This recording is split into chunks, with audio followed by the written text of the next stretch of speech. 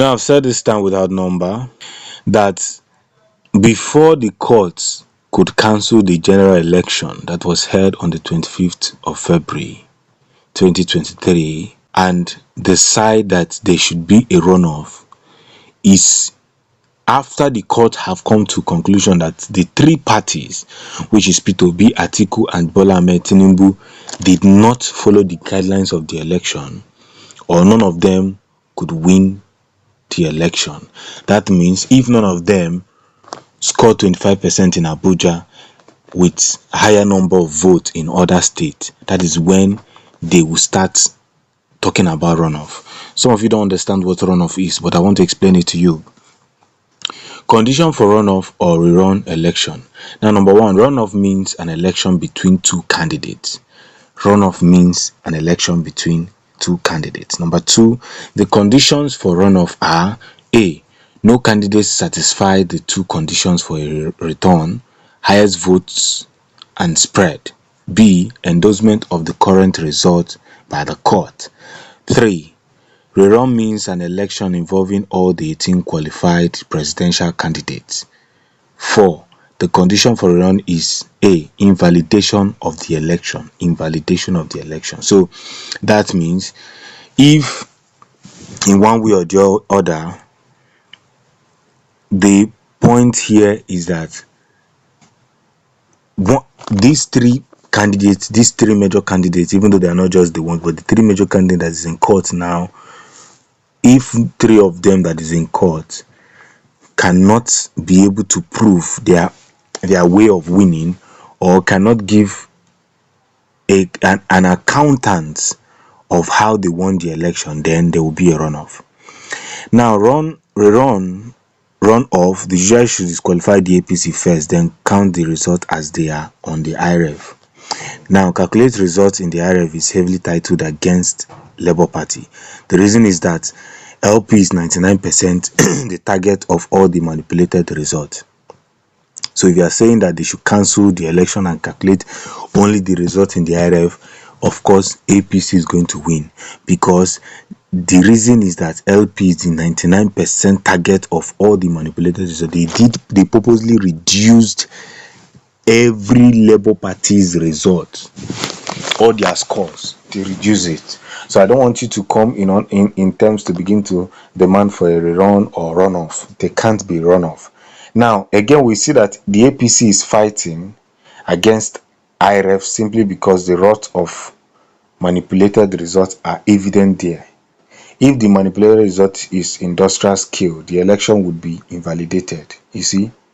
Now the reason why they are fighting against IREF is because they know that if they should bring the IREF to the court and everything, if finally the court should agree, or the tribunal should agree that, okay, now let's use the evidence from the IREF, their whole manipulation will be shown before the court. They will see the reduced scores of Labour Party and their reason why they decided to reduce it. So that's why I said it before, that if the court decided to use the results only in the IREF, Labour Party is going to fail out because they intentionally reduce all the scores. Now, Labour Party believes that the route to recovery of mandate is to invalidate the result, so that new election that follows the rules will provide that LP won, to prove that LP won. LP believes that the route to recovery of mandate is to invalidate the result, so that new election that follows the rules will prove that LP won. See, a lot of interesting points continues to happen, and we cannot keep our heads bowed. We know that, of course, the country has already lost its sanity, but even though that the country have lost its sanity, ourselves, we haven't lost our sanity. We must continue to pressurize these people. They will have to do the right thing. They have to do the necessary thing before we can now say that, okay, this thing they are doing, they are not doing it well. Now let's look at where INEC failed and where APC tend to fail. Now, do you know that 2,565,269 voters cannibalized by INEC and APC, they really did not some crude Gestapo surgeries in the election? I'm just super glad that the LP lawyer took time to tabulate some of the APC INEC crimes as at election result announcement time. Number one, 18,088 polling units representing 9,165,191 PVC holders, out of which 2,565,269 accredited voters were blurred out. Just imagine. 2 million out of 9 million voters were blurred out. Then we have number two, 39,546 polling units representing 5,532,553 accredited voters missing on IREV. You see, so out of which 2,565,269 were accredited voters missing on IREV. How can anyone declare a result without accounting not the numbers? You can't even account for these numbers.